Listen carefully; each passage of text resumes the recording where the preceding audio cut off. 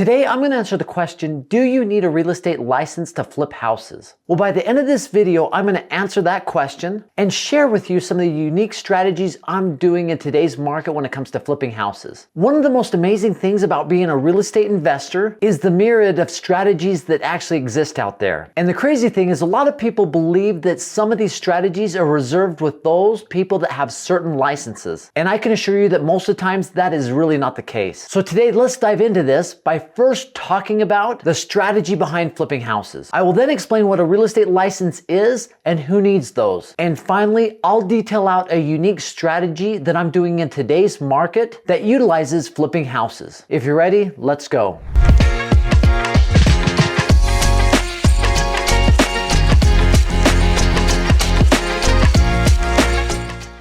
So how does the model of flipping real estate actually work? If you break it down to its basic core, flipping a piece of property or flipping a house is when an investor buys a piece of property with the sole intent of turning around and selling that property at a profit. And that's without utilizing that property for his or her benefit or personal use. So let's just take, for example, let's say that you find a home that's for sale. Maybe it's for sale by owner, and you go in and you put a low offer on that price. And let's say that you agree on a price that's really below market value, and you might do some things to fix it up.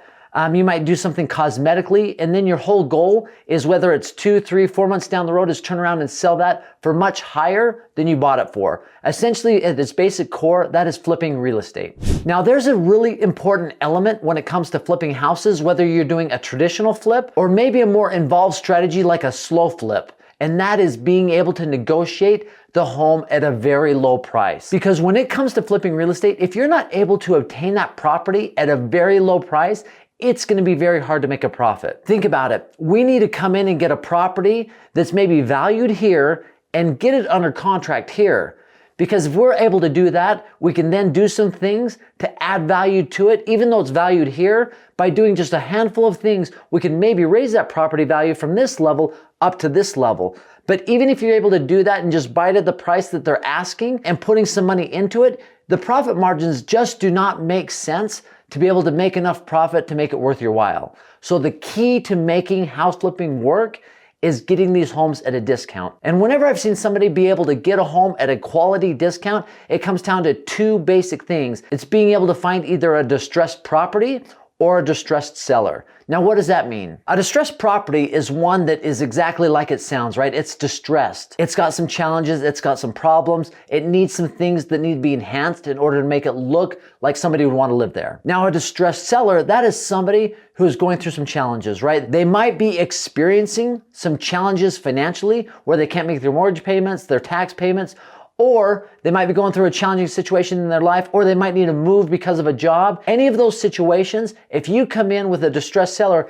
and you become very solution oriented to solve their problem, you can usually find a property at a low price and also turn out to be a very positive solution for the person that is in distress. I remember when I was just getting started in real estate, there was a gentleman that lived not too far from me, and he knew about this home up the road where the person that owned the home was in some financial challenges. And he came in and he was a solution to be able to take this home off this person's plate, and he was able to pay cash for it, which is what the person needed at the time. And so he became a solution to the individual that was in a stressful situation, and he bought the home at this price, and within 6 months, he'd sold it for almost 25% more than what he bought it for. So now that we understand what flipping real estate is and how it works, and the most important element when it comes to flipping real estate, let's talk about real estate licenses. A real estate license, otherwise known as a real estate agent license, is a state-issued license that allows a person to help the public buy or sell a piece of property. You know, each state has its own requirements when it comes to obtaining the license, but there are some basic eligibility requirements that are out there standard. And that is, number one, you have to be over 18 years old, you have to be a US citizen or a legal resident, and the licensing process can really vary from state to state, but many of them include taking real estate courses or classes. You might need to find a sponsoring broker, and then also applying for the exam and passing that real estate exam. And finally, completing some background checks and going through a fingerprinting process. Now, the cost of a real estate license usually varies anywhere from state to state between $400 to $1,000. So in what instances do you actually need a real estate license? If you are engaging in real estate for another person, then you will need a license. This allows you to be able to put offers on properties on behalf of individuals and accept offers on behalf of these individuals and also be able to earn commission. Now, is it a bad idea to have your real estate license if you're flipping homes? Absolutely not, but it's not required. The benefit of having a license if you're flipping homes,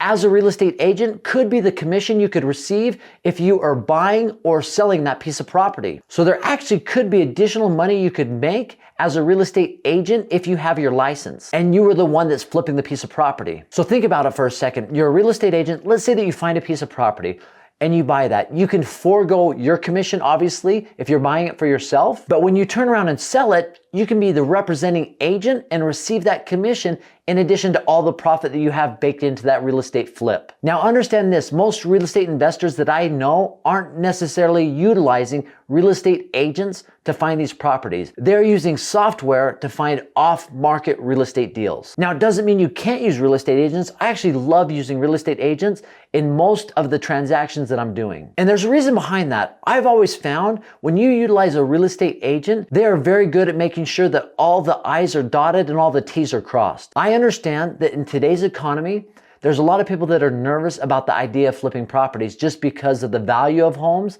and being able to find deals out there. But it doesn't mean that there aren't opportunities out there. I think it's just understanding the right strategy for the current economy. And one of the flipping strategies I'm utilizing right now is one called a slow flip. So a traditional flip, you're finding a property at this value, you're turning and selling it at this value. The same thing applies with a slow flip, but it's a little bit different. So I'm looking for homes that are below $100,000 and I'm finding those that in the Midwest. And I'm going and I'm placing offers on a whole bunch of different homes because the ratio of homes that I'm putting offers on and ones that actually get accepted is about a 1 to 10 to 15 ratio. So for every offer I put on 15 homes, one of them or two of them might get accepted. And that's because I'm offering a very low price because I need a low price in order to make this strategy work. But once I have that home, I'm then getting a private lender that is loaning me the money, and I'm trying to get that between 8 to 12%. I'm usually landing around 10%. But if I can find that investor that'll buy the home outright and I'll pay them